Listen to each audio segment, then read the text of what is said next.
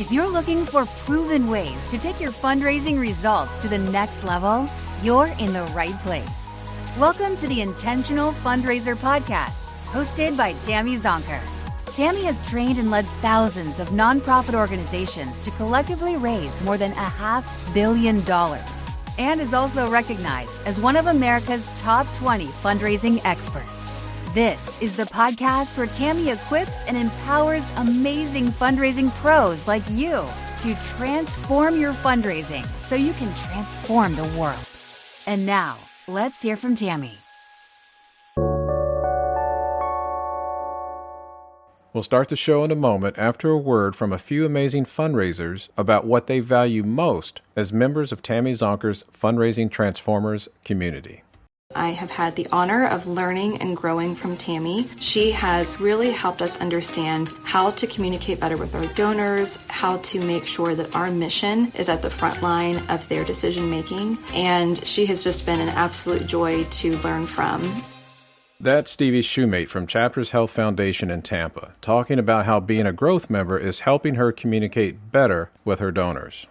When you join Tammy's Fundraising Transformers community as a growth member, you get live training and coaching with Tammy twice each month. You can get your burning questions answered during her live Ask Me Anything sessions. You get to join in Tammy's live weekly hot topic discussions. You can engage with other fundraising pros like you in her private and safe online community.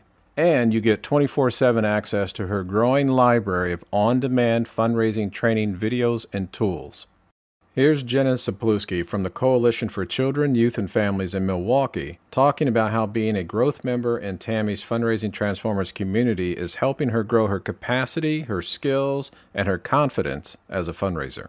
It's been so helpful for me to grow my capacity and my skills. I feel more confident knowing that I have Tammy and the Fundraising Transformers group for support. I've reached out to Tammy and the group on several occasions, whether it be just some wording for an email to say, hey, can somebody give me just a little bit of feedback on this? I'd love your thoughts before I send this out for an initiative. We'll hear more later in the show about why Jenna values having access to Tammy's members-only, on-demand training library. To learn more about the Fundraising Transformers community, visit fundraisingtransformed.com/growth. Today on the Intentional Fundraiser Podcast, we are honored to welcome the extraordinary Melanie Sabelhaus. She's an entrepreneur. She founded and ran her own business for several years, navigated a merger with 4 other businesses, and eventually took the company public through an IPO.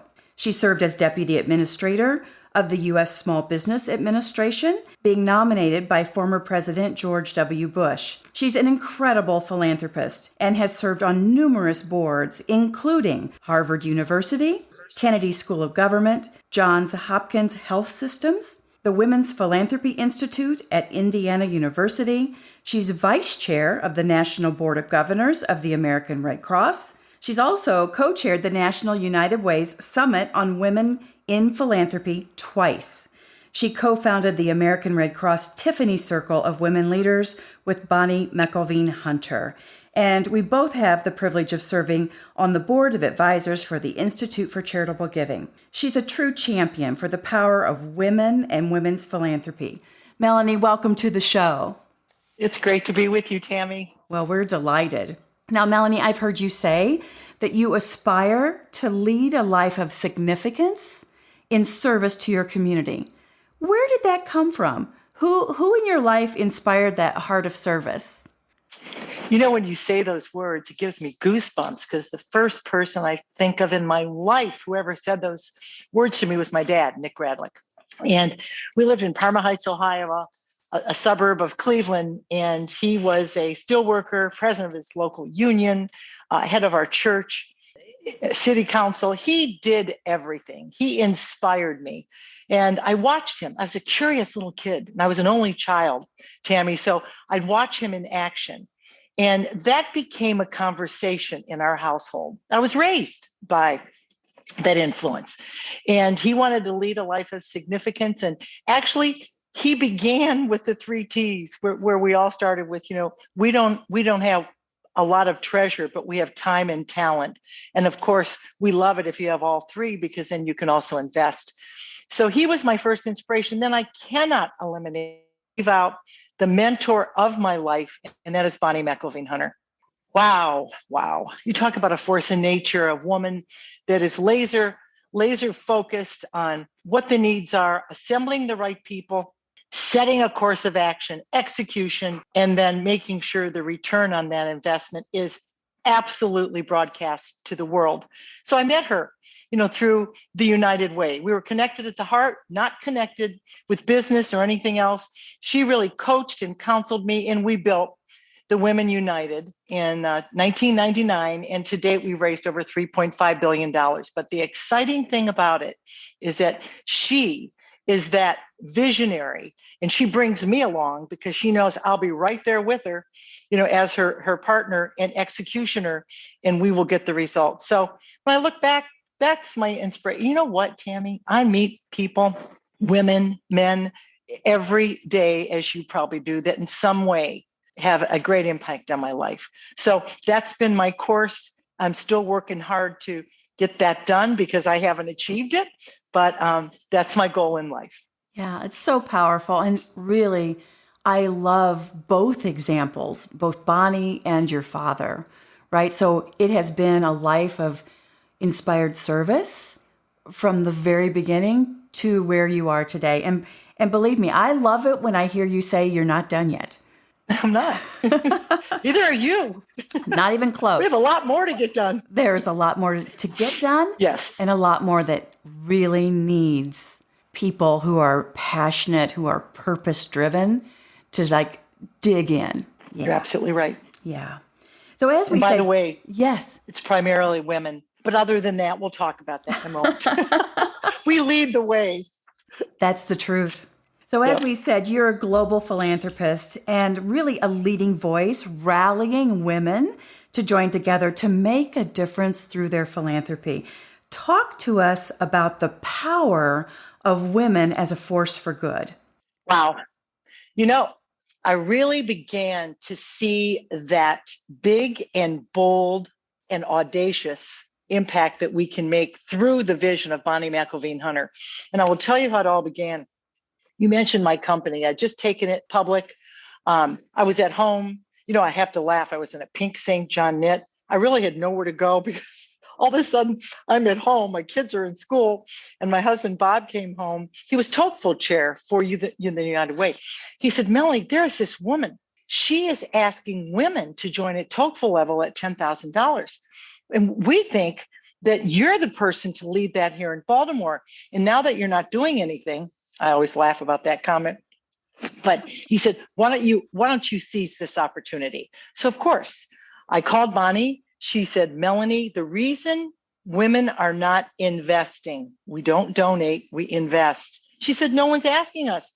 They're asking our husbands. They're having meetings in their office. They're not including us. And we're the major influencers. So the bottom line is Bonnie entered my life because I asked her to come to the big TOEFL event with 350, the titans of industry, a celebration, a thank you for raising the millions and millions of dollars.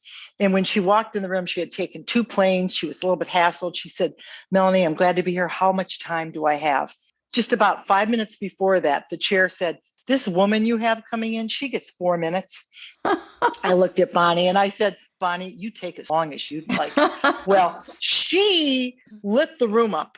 She asked everyone in that audience, she said, I understand this is a very generous community here in Baltimore, but I understand also you don't have any $1 million investors. In Little Greensboro, we have 9. Anyway, and she said, the way we're going to achieve bigger and more exciting goals so we can support our community is by engaging women. And that's where it all began. And, I took off. I became the national chair. And we launched it across the United States. Bonnie went on to become the ambassador to Finland. She said, Melanie, I'm off to the frozen chosen. She said, so you take control. And with all her advice and counsel, we grew this over the years, different leadership. We have a national board of women from all over the country. That is really critical because people are going to support what they help create. We all know that. And there's nothing like women when we network. Look out, identify the need, tell us what the goals will be and what we will be able to impact in our community, put a face on it through our stories, and go out and ask and ask and ask. And so Bonnie kind of led that entire movement and went on then to the American Red Cross to become the chair appointed by President Bush. Mm-hmm. That's an incredible story. And obviously, I mean, you give Bonnie a lot of the credit for the kind of sparking that idea in the Baltimore community and letting it take root. But really, you were the one that was tapped. You were the one that was tapped to help scale it. And what I think is so inspiring is the way that it has taken root and the way that you designed it. As you said, people help support what they have built. Yes. And so the lasting legacy of that, like that continues on, regardless of the amount of investment of time that you and Bonnie make in it now. It truly is a legacy. No, you're right. And it's so true because we have to identify talent, looking at that next generation, because you know what, how much more can we do at our age? However, I feel like I'm still 30 years old. But so it's so fabulous to look at this next generation. In fact, I must tell you this story because I think it's inspiring. We would always make an ask at every one of our events for $10,000 to be part of the Women's Initiative, it was called back then. A young lady came up to me and she said, Melanie, thank you for inviting all of us younger girls, they were in their 20s, early 30s, to come to these events because we love networking with everyone. We love learning what really the real critical needs are in this community, but we don't have $10,000. But we do have 1,000, and I've asked 30 of my friends, and we'd like to form WINGS, Women's Initiative Next Generation. I got goosebumps, and I got it today. I don't know how many years later. And she said, can we have our own agenda and we'll identify the needs? Of course, the staff would always outline what are the needs, get the women around that table, and we make the decision. Those women today, Tammy, are in the Tocqueville Society, 100,000 investors. One young lady is a $500,000 investor. So it's a matriculation, you know, and so if we're not asking women today, somebody else is. Indeed. So it's key to build those relationships. Next generation, all the way up. Absolutely. I love it. So you mentioned that Bonnie McElveen Hunter went on to be the board chair of the American Red Cross. And you replicated this women's giving initiative through the Tiffany Circle. Tell us about that. Okay, well, at the time, I was the deputy administrator at the Small Business Administration. Wow, what an honor to be appointed by the President of the United States. And most importantly, when you're talking about entrepreneurs, making sure we can put the money in their pockets so that they can go out and create jobs. And at that point, the agenda that I had from the president was women. Women are that economic powerhouse of the 21st century, starting businesses at twice the rate of men and women of color at 6 times. Get the money in their pockets. Let's build these jobs, et cetera. All of that said, Bonnie, by the way, was my mentor in introducing me to the White House.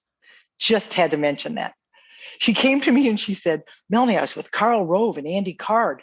And she said, they're looking for a dynamic, strong woman for the Small Business Administration. I said, oh my gosh, we have 6 or 7 women we can recommend. She said, you dummy, I've recommended you. I said, me? Oh boy, Senate confirmation and all, but it was fabulous. So now I'm leaving. She's the chairman of the board of the Red Cross. She said, Melanie, we have a real problem. We're $209 million in the deficit. I said, the American Red Cross, the greatest humanitarian organization in the world? She said, yeah, we don't have a non-episodic fundraising program. Let's do our women's thing. Tammy, put the model in place. It was sensational. Had refined it even a little bit more because we've learned so much from experience and feedback. We had national councils who would get best practices, et cetera. Bam, took off. Then London wanted in, then France, then Mexico. Other countries said, we want to replicate what you're doing. And they would come to the United States. We would educate them on the model, which we'll go over with, I know, in a few minutes. And then we did a national summit in London. Women from like 26 countries were present. It was unbelievable. Incredible. So it's the power of women, globally. Yeah. And, I think that's the common thread, just sewn in the heart of women is a real desire to make a difference, to care for our families, for our neighborhoods, for our community, for our country, for the world. Yes. Never has that probably been more important than it is right now. What's going on in the world. Absolutely. And we can play a very important role in that. There's no question about it. So I'm sure by now our listeners are like, their appetite is whet for like, tell us about this model. What are the steps and what are the challenges and how did you overcome the challenges? So here how we laid it out. This was our model. And we continue to use it and have refined it as we've gone on through all of these years. In fact, I was just with 50 of, imagine this, Tammy, 50 of Women United that we started in they reminded me, said, no, Melanie, not 2000. You started that in 1999. They're still members. Oh. Because when you are investing in something in your own community that you can feel and see the results, impact, saving lives, changing lives, and the networks we've created, it's unbelievable. I looked around and I thought, wow, this is something that is sustainable. And it's something that is so dynamic that every organization, every nonprofit organization and political organizations should be focusing on women. So back to the model. So I went to the team at the Red Cross. I did the same thing at the Tiffany Circle. And that's our dynamic staff. That's our fundraisers. And said, all right, I want you to identify, and let's do this on a whiteboard. Let's identify the top 3 needs that we have right now in this community. I want you to lay it out, what the needs are, what's it going to take to correct this or eradicate it, and how much money do we need to raise to be able to do that? So they did. So that's their homework because they've got to present now a business case. We're going to be presenting to women that we called our steering committee, that we brought business women, attorneys, doctors, stay-at-home moms, grandmothers, philanthropists, movers and shakers, and others that wanted to get involved and didn't have an avenue or a path.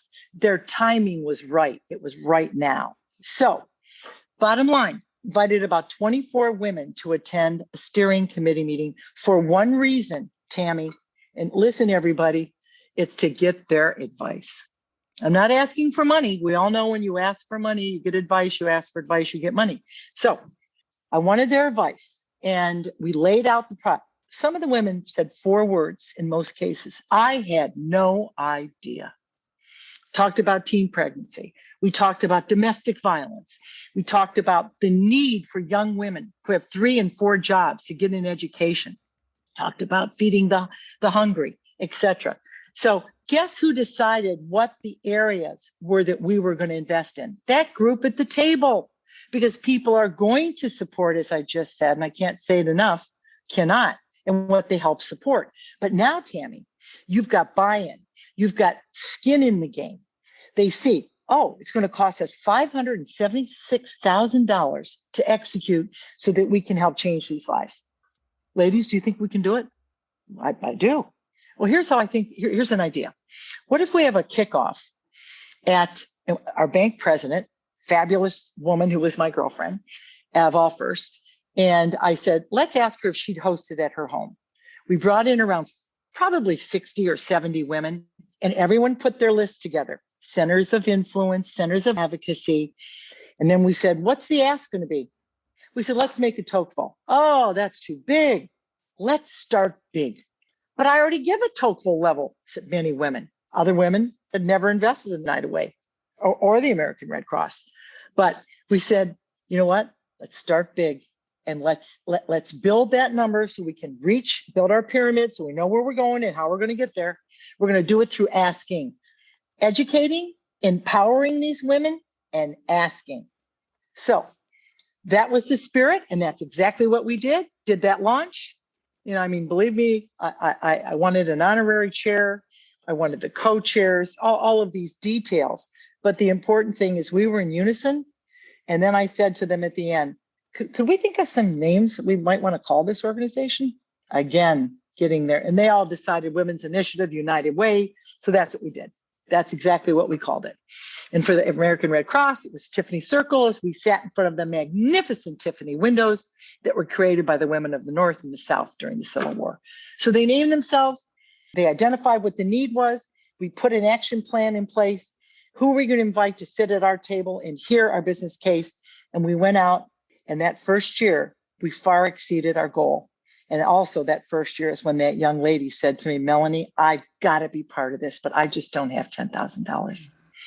So, often what people will say to us when we talk about this, that's just too high. Others will say, you know what? I think we should make it a bigger number.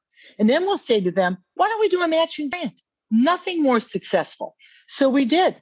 Bob and I, that first year at United Way, we put together his resources and our cabinet and mine. We raised a $450,000 matching grant. So we said, if you invest $5, we're going to match you at $5. As long as you come in, your second year is 10. Brilliant. And right. And so the thing is, the individuals leveraging that gift, they feel good about it. And all of us using it feel even better. And then we had founding members. Who are the founding members? This is our number one first year. Be part of this entire movement. And I could go on, but it's the secret sauce is getting the right people at the table. We had the right co-chairs, the best honorary chair. We worked with, and I always say this, guys, you are everything to us. You're the wind beneath our wings. But when we're out there asking, look out, because we're not hesitant. We're not asking for Melanie Sabelhaus. I'm asking because I want to educate this young girl that has been in domestic violence and is absolutely escaping a household with her children that she cannot exist in. We're going to invest in her. And then, of course, we would always bring a client in, always. And she told her story. At that moment, Tammy, I said, ladies, this is what your investment. You were all talking about the return. This young lady, Tracy, went to college. What's your cum? 3.9. Got her out of that situation, put her into it, getting her educated. Her child was safe. That's what we're doing. Who at this moment, right now, because cheerful givers respond to artful askers. And I'm going to try to be very, very artful, ladies, because I know the more you give, the better you're going to feel. Who will join me right now? Tammy, one hand after the next, after the next, after the next. And we launched.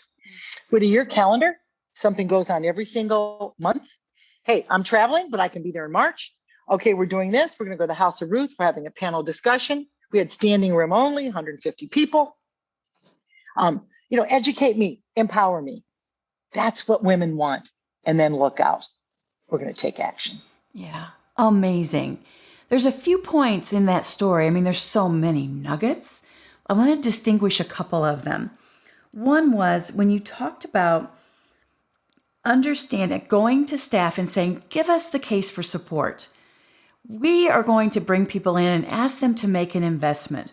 And I feel like so many of us who are giving at whatever level, whether we are a 6, 7, 8-figure dollar philanthropist or whether we are beginning out in our career or have more modest means, people love to make a difference and to solve a problem versus putting a Band-Aid on a symptom. So you were able to work with the staff to have a big idea. And that's not always easy. In the nonprofit world, so often we do encounter some scarcity mindset, versus big, bold ideas. If we cast a big, bold vision and we don't get there, what will people think of us? And I know you and I are of the same mindset. Like, what if we don't set a big, bold ambition, right? Like, that's the risk, being irrelevant. That is. I asked the team, this is a critical part of a fundraising team that works closely with their investors. They knew me well. They had built a relationship. As Jerry Panos always says, you contact that for stewardship, that investor at least 7 times a year. Oh my Lord, it was 20 times a year. They had me in for this or that. Then I felt I was part of that team. So I wanted them to present the best business case and vision, because the vision they painted, we all fell in love with, Tammy. That's what a vision is. And if it's small, what you're doing is you're limiting yourself, because when you look ahead, and I hope we get to this because I do want to tell you about the Supreme Court, but when you start channeling all this empowerment of these women, it's going to go in a lot of different directions. You have to give them opportunities. Some are going to want to volunteer. That's their time and their talent. Others are going to do time, talent, and treasure. I had a doctor just recently at our last Institute of Charitable Giving session when she said, I'm the chief medical officer. I don't have the time and talent, but I am glad to write this check. You know what else? Because we keep score. We let every single month, absolutely every month, communicate. Here's where we are. Here's where we are to goal. Here's what we need to do. Here's what we're doing to get there. Then having a big event, whether it's at an embassy, whether it's at the House of Ruth, whether it's at the Collier County Foundation, whatever that might be, that appreciation of thank you. Here's what we've achieved, and you made it happen. It's because of you, solely because of you. Mm-hmm. Yeah. Yes. That ownership, and then that satisfaction of knowing lives really were changed. Yes. Yes. That's why we have to tell the stories. And we always tease and say, statistics tell, stories sell. When you paint that picture of that homeless child that is hungry and they are desperate to get a big brother or a big sister. I witnessed this in Arizona when I was helping this organization. And we came up with a visual because the story was told by the family anonymously in a video that was blank. But his hands were up on a window because we had a backlog of 260 kids. And he was looking through that window. And we said, ladies, let's eradicate it. We're not going to put a dent in it. Do you want to take it out completely? Yes. The board went crazy because we, of course, always present to the board, so they're engaged. And of course, I always ask the board male members if they would do a membership in honor of their wife or their daughter or in memory of their mom. And so we get the men involved too. And in many of our events, we have the men come because we want them to see the work we're doing. And they're so impressed. They're proud of their wives, significant others, daughters, etc. So anyway, the bottom line is that it's setting a goal, telling the story, because that's what makes me want to say, I got to be part of this. I have to be part of this fix right here now. And you make the point as well when you talked about heart-centered asks. You know, really, women are, I have found, more willing to tell the story, to be vulnerable, to let the emotion out, versus arm's length storytelling.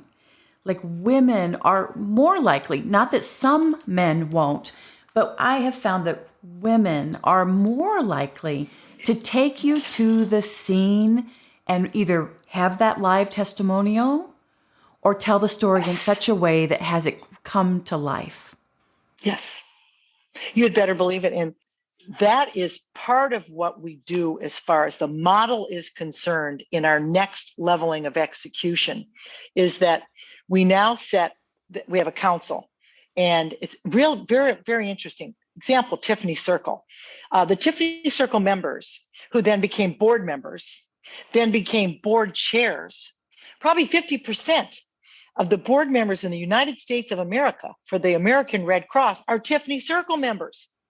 And we've taken it to that next level, that heartfelt, and we've helped educate more. Men are more linear. Okay, what do you need to raise? $1.9 million. All right, I can get so-and-so in at this. No, we're all in. Everyone's in. And our network is huge. In fact, they did a study of financial advisors, and they said to the advisor, how many referrals do you get from your men clients? 2. On average, how many do you get from your female clients? 24. We cannot wait to tell people about where to get your hair done, what financial advisor they should use, what about the vacation that was sensational, and et cetera. So we are the networkers without question. When we move into the strategy of where we take these women that are investors, you again, you're going to your council, to your steering committee, to your, we called it our national council. They said, and we were at Bonnie McElveen Hunter's kitchen, and we're getting ready for a big summit at the Supreme Court. And our strategy was we needed to take it up a couple notches. We were doing beautifully, but the 10,000, we knew capacity was out there. Let's get engaged right now. I said, all right, how about Madeline? Her mother came up to me and she said, Melanie, do it tonight. I said, the Supreme Court? She went, do it tonight. Don't tell Bonnie. So the bottom line is we're in there together. And I said, ladies, what if we do a $100,000 ask tonight? Are you crazy? I said, no, I'm not crazy. I said, we can make it an entrepreneurial venture. We can say, ladies, and I'm going to look at you all right now because I'm in. I'm going to tell you right now, I'll do the 100,000. But let's make it entrepreneurial and let's do it over a time pay. You can either pay up front, you can use your stock, you can, whatever the case is. But the bottom line is you have 10 years and you will be a founding member. What should we call it, ladies? The Bonnie McElveen Hunter Lifetime Membership. Oh, that's it. Okay. I said, all right, who else is in? I have to have 9 of you to join me because we need 10. So Tammy, we're in. We arrive at the Supreme Court. It is awesome, because you are in this great hall with the pictures of all the chief justices all around you, and it's dark. And we happened to have with us a justice of the Supreme Court. And by the way, we also ended up having Sandra Day O'Connor, the first woman on the Supreme Court, as a Tiffany Circle member, but not at that evening. Amazing. That's another story for another day. Another story. It is. So anyway, and again, she saw our work and very impressed. So the bottom line is I stood up there and I said, ladies, tonight is a big night. I want to thank you all for all you've done. We've raised over $175 million. We've just begun, et cetera, et cetera. We're in 6 countries. Because of you, this has become an international movement. And I said, but we believe we're at the stage right now where we have women in this audience at this moment that would like to invest even more treasure in the American Red Cross. I said, so today we came up and I do my, cheerful givers, respond to artful askers. And I said, ladies, who right now will join me to become a founding member of the Bonnie McElveen Hunter Society? Are there any women? Well, of course, I had those 9 women ready to roll. I said, come up here. They came running up. Everyone is cheering. And I said, who else will do this? You ready? 61 women and 1 man, Stu Leonard, who's become my very dear friend. And his wife stood up to Tammy. He pushed her down because he did not want 2 of them. It was so cute. And so there we are raising $6.1 million. And it was pretty sensational. That became our level. The next year we went to 250, 500. I now have personal girlfriends at over $1 million. Many, many are over $1 million. Incredible. It's pretty. It is. It's incredible. It's just, literally goosebumps. But any organization can do this. Yeah. Whether it's the Salvation Army, whether it's Heart, whether it's Alzheimer's, if it's the Collier County Women's Foundation, or if you're boys and girls, it doesn't really matter. We have the power if we have the right leadership, we have the right case statement and staff that can support us because we need that support. And we have women that will form together with an action plan, reach a goal. The goal's got to be eye on the prize. That's what I always say. It's like in sales, right? The key is the eyes on where are we? What do I have to go? What else do we need to do? Because we're going to make this goal. Yeah. And fundraising is up this past year over any other year that we've ever had. A record-setting 6% increase year over year during a pandemic, right? So when the need is clear, people are generous. We're back with growth member Jenna Zapluski from the Coalition for Children, Youth, and Families in Milwaukee, talking about how having 24/7 access to Tammy Zonker's on-demand training library is helping her become a better fundraiser. Since joining the Fundraising Transformers group, I have had the opportunity to go back and rewatch a host of trainings on such a wide variety of topics, from how to work with my team members inside my organization to how to get my board excited and passionate about fundraising, and topics like how to reach out to a donor and how to get a meeting with a donor. Here's Stevie Shoemate from Chapters Health Foundation in Tampa, sharing that as a growth member in Tammy's Fundraising Transformers community, you're never alone. how members of the community support one another by sharing resources and lessons learned to help solve tough fundraising problems. You oftentimes learn from other people across the entire country, which is really nice because it helps you understand that you're not alone in your fundraising challenges. I was just sharing with someone the other day that it really helped me feel like I wasn't the only one experiencing these challenges, knowing that someone from New York or New Hampshire or Texas, people all over the U.S. with varying communities and different fundraising strategies, we're all in this together. At the end of the show, we'll hear why members enjoy learning from Tammy and what you can expect when you join as a growth member in her Fundraising Transformers community. To learn more about the Fundraising Transformers community, visit fundraisingtransformed.com/growth. And you know, Melanie, something else that just speaks to me every time you and I are together, and that is the mindset. It's that winning mindset. It's that we are unstoppable. We are going to solve this problem. We're going to save these lives. Who's with me? Yes. And will you join me? Will you join me? Yes. So yes, I want everyone who's listening, everyone who is accountable for fundraising as a staff member, anyone who is on a fundraising or development committee, who's on a board, who's in a position of influence, jot that phrase down. Will you join me? Really, the most powerful words in philanthropy. And I've heard you say that many times. And maybe you're not that 7-figure investor yourself. Doesn't matter. You're investing in making this big change and impact on your community. And so it's so many people, I can't. Of course you can. And you know how, when you look at your boards, they need our staff more than anything. The art of the ask, how to really build that relationship. Well, you make the call with me. I'll help take over. It's a team approach. And when we're together, when we work it together, we have our strategy. We know exactly what we're going to ask.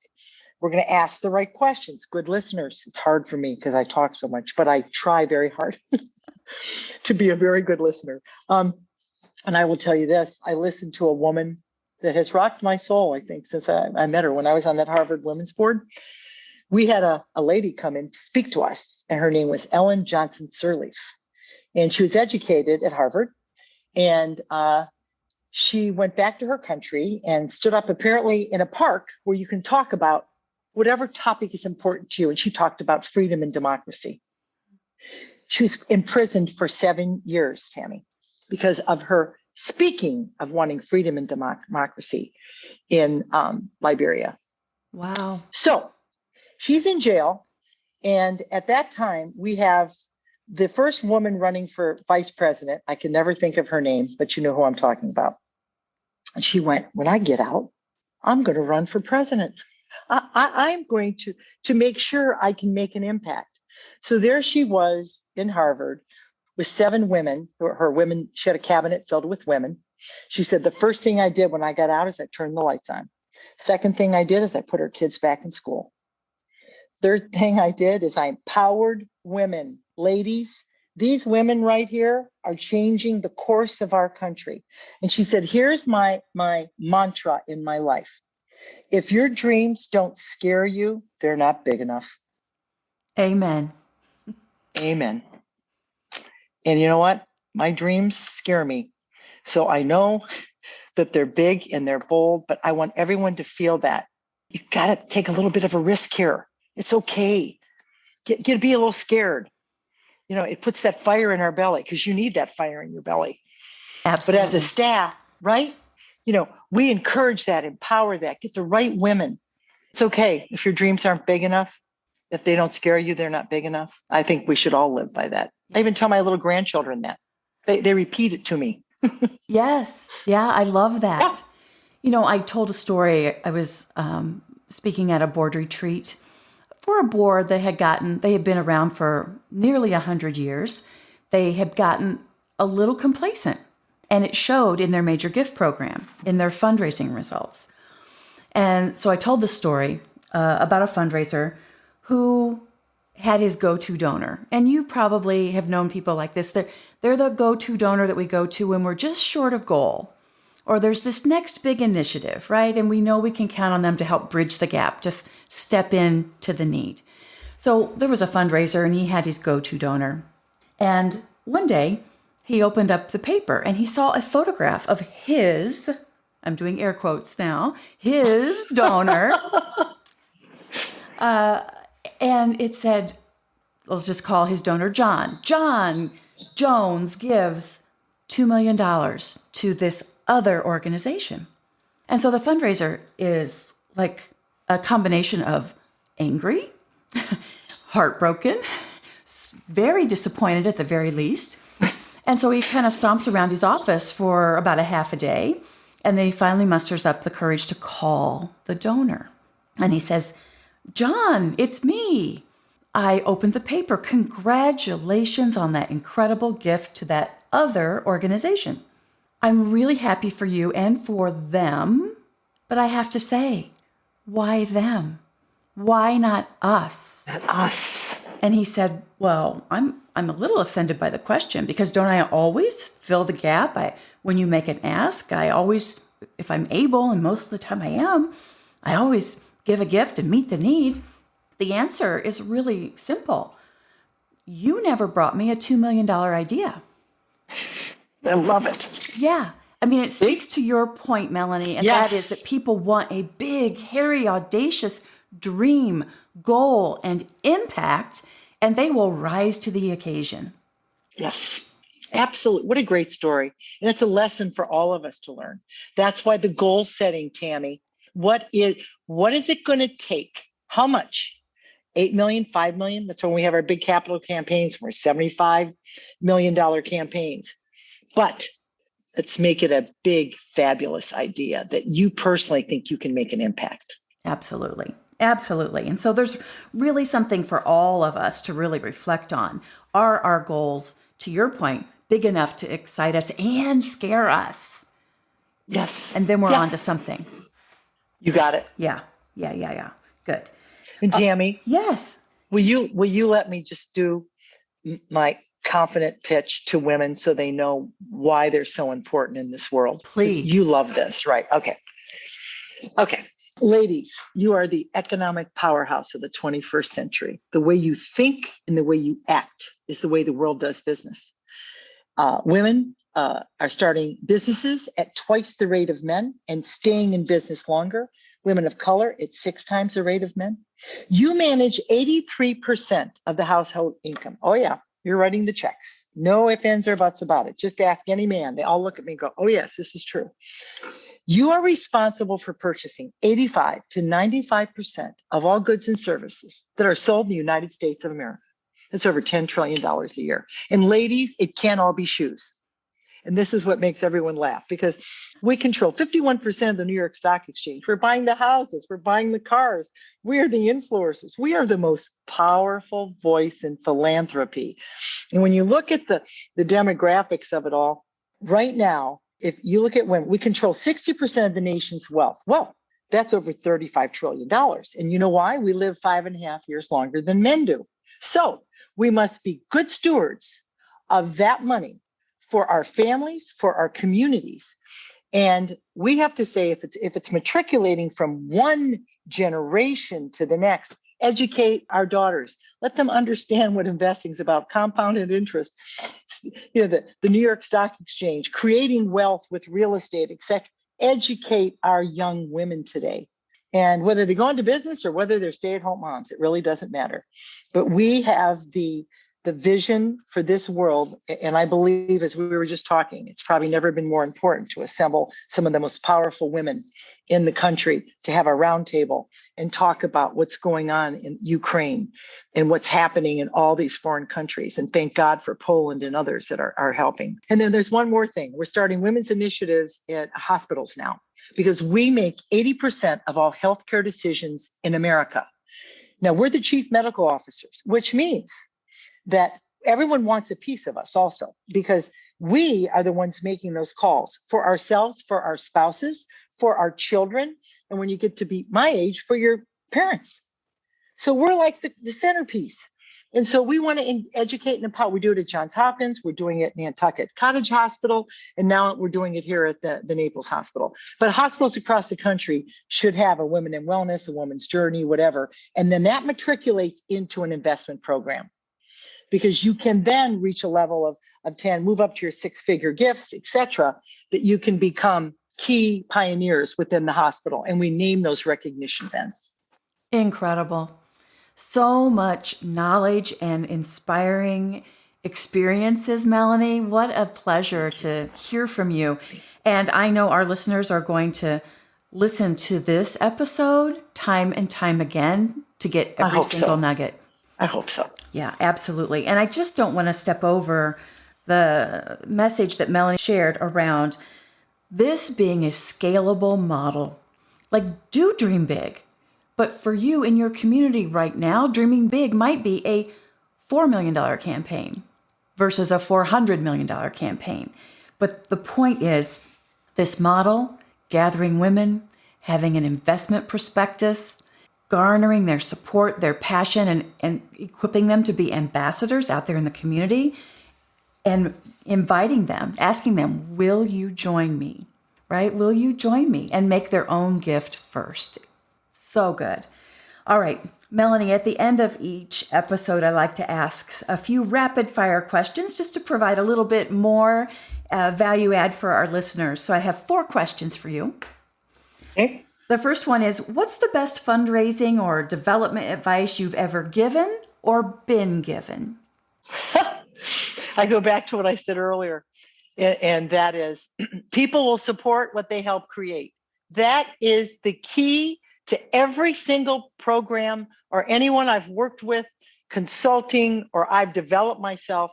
When you get agreement, we all agree they're going to support it. You may have outliers, that's okay. But if the general convening of that group is that this is what we're going for, it's 500,000, it's 15 million, and here's what we're going to achieve, and here's what the impact is.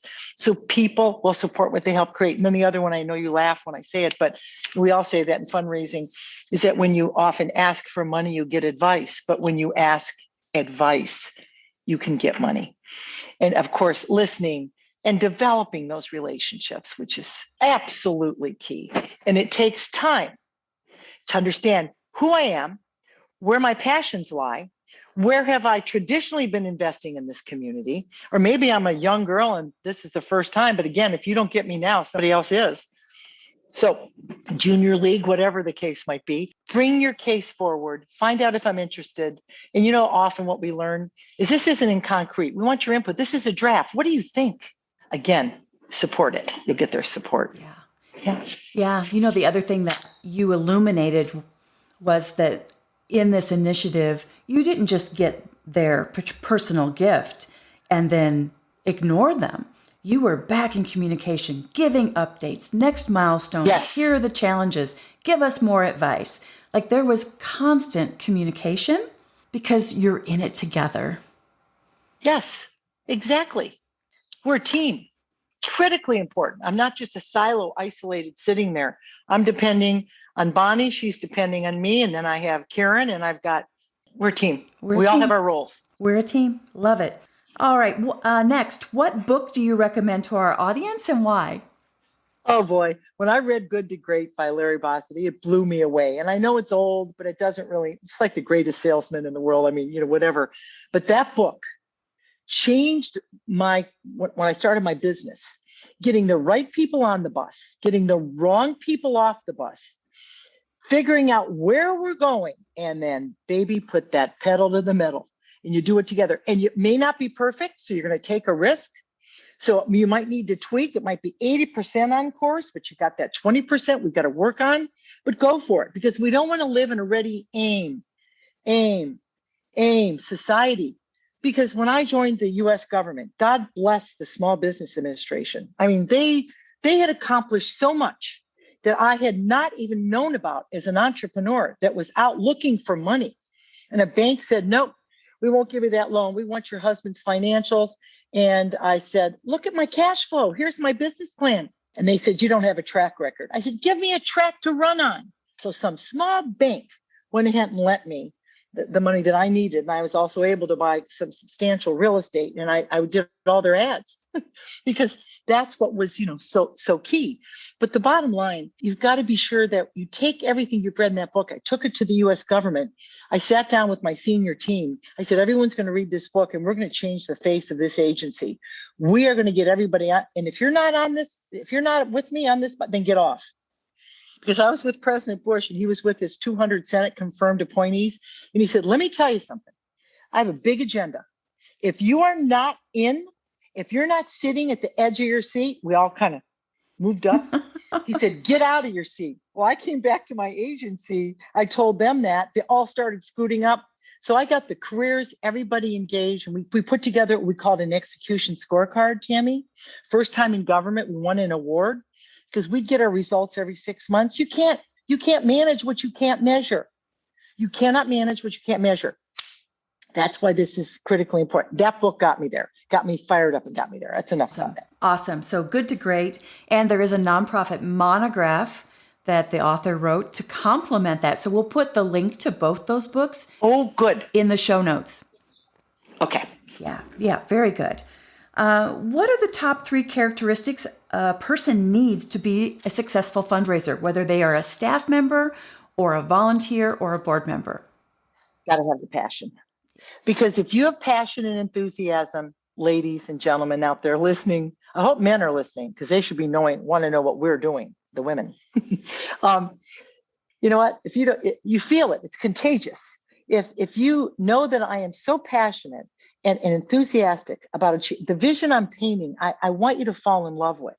So that comes across. It also can come across. You don't have to be a high energy, gregarious person either. It can come across in your own style, because the second most important thing to me is to have confidence. At the same token, empathy. And what I mean by that, when you're confident, it doesn't mean you're cocky. It means you know your stuff. You know. If you ask me a question, I'm going to answer it for you. And I'm also going to know what I don't know because I'm humble. I will find out. I'm going to get right back to you. But when I see that you are an expert in this area, which you must be as a fundraiser, so educate me as your liaison, because I'm the investor out there, and I've got as we tease, a Rolodex that you don't have. That's why you want me, right?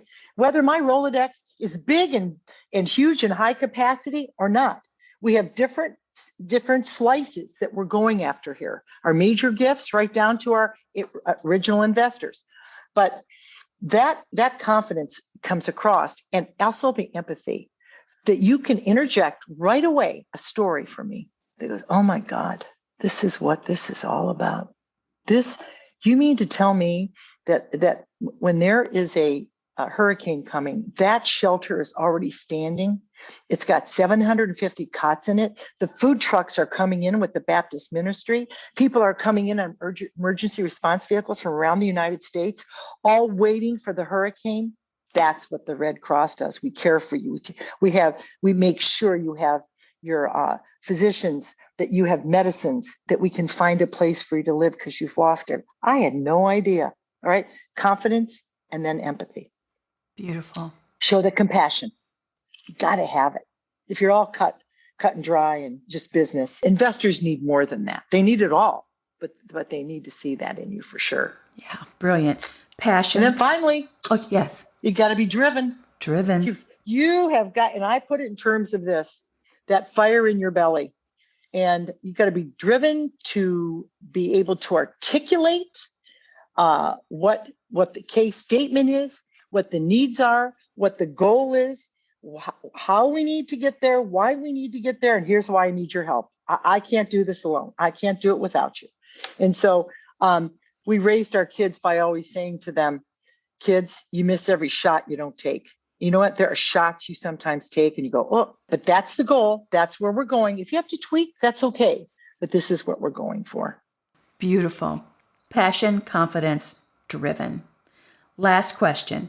Knowing what you do now about fundraising, what advice would you give your younger self who's just starting out as a fundraiser? I would say, and I don't want to be constantly repeating myself, but what I've learned most. And I've developed this over time with experience, not only at IBM for 16 years, whether it was starting my own business, which is a huge risk, because I left a wonderful company, but I took everything I learned there. And that's when I became very confident in who I was. All IBM taught me, I developed into being a successful executive at IBM, being able to take that risk for $30,000 a year back then, because it was a school for dyslexic children, etc. They paid for that. Can you imagine? I left it all because you know why? I finally had the confidence and the guts. I had the dream. The dream scared me. And boy, did I have a plan. I was a tire kicker. I saw the need for interim housing. We were the pioneers to Airbnb in VRBO. We did go public. We were in 80 countries. I wish we'd had that platform because we didn't. But I didn't have that confidence earlier in life. And my parents raised me as an only child. And they said, Melanie, you're going to grow up and be anything you want to be. They took out loans to put me through college and everything else. But I was a little hesitant. I wished I'd had that breakout a little bit earlier. So I believe today's generation, when I look at our children, when I look at my grandchildren, it's a whole different world out there. Yeah. They are confident. They have purpose. They know what volunteerism is up in the United States because people want to do good things to save lives and change lives. And they can go. If I have a group of friends that just went to Poland, got on an airplane there in Poland with supplies, and they're meeting with the American Red Cross, the International Red Cross. Sure. But it's amazing. So I wish I had earlier had that. I didn't. So I would simply say to you, again, you miss every shot you don't take. Take some calculated risks, give it everything you've got. You know what? You can't do anything more than that in life. Well, Melanie Sabelhaus, you have made up for lost time. Thank you. So, oh boy, I have a lot more going here too. As always, you are amazing. Thank you for sharing your passion and your expertise for mobilizing the power of women. Listeners, if you find yourself wanting to learn more, we invite you to join us at the Institute for Charitable Giving. Melanie and I are both faculty members there. And there is a 3-day seminar, a couple of 3-day seminars coming up this year. We will be in Costa Mesa, California, June 6th through the 8th, and Cincinnati, Ohio, October 10th through the 12th. We'll include a link so you can learn more about ICG in the show notes. We'll also include some links to Melanie's consulting business. If you're interested in learning more about women's giving, you'll also find a link to the latest research from the Lilly Family School of Philanthropy at Indiana University in the show notes too. That report is called Women Give 2022. And that's a wrap for this episode of the Intentional Fundraiser Podcast with me, Tammy Zonker. Until next time, keep on transforming your fundraising so you can transform the world. Bye for now. We're back for a final word about Tammy Zonker's training style and what you can expect when you join as a growth member in her Fundraising Transformers community. Here's growth member Jenna Sapluski from the Coalition for Children, Youth, and Families in Milwaukee. Tammy is so encouraging. She's very empowering. She really wants you to succeed in your role. And that really comes through with everything that she does, from the monthly coaching calls to the monthly webinars. The guidance I've received from Tammy and other members of the Fundraising Transformers group has always been so constructive, so beneficial, and you can tell everyone in the group wants everybody else to succeed, because we all know what a challenging job it can be to fundraise for our wonderful causes and our organizations. You may be asking yourself, can a growth membership really help me improve my fundraising results? Is it worth my time? Laurel Grow from Phoenix Family in Kansas City shared that her organization increased charitable dollars raised by 132% since joining as a growth member. Becky Chambliss from Awake in Anchorage, Alaska shared that her organization increased donor retention from 13% to 69% in about a year using what they learned from Tammy's training. And growth member Amanda Johnson from Multiplying Good in Indianapolis shared that her organization exceeded their annual fundraising goal by 104% and grew overall giving by 13% in 1 year by applying lessons learned from Tammy as a member of her Fundraising Transformers community. Here's member Stevie Shoemate again sharing how she and you can grow your fundraising skills as a growth member of Tammy's Fundraising Transformers community. This is the first fundraising role that I have ever been in before. So at 30 years old, I'm kind of wondering, well, how do I rocket launch my fundraising expertise? You learn from Tammy Zonker. That's what you do. Become a member of the Fundraising Transformers community. To join our live monthly training and Ask Me Anything sessions and get access to our growing library of on-demand training videos and tools and share lessons learned with other fundraising pros like you in our private and safe online community, visit fundraisingtransform.com/growth, click join, and get started today. That's it for this episode of the Intentional Fundraiser Podcast.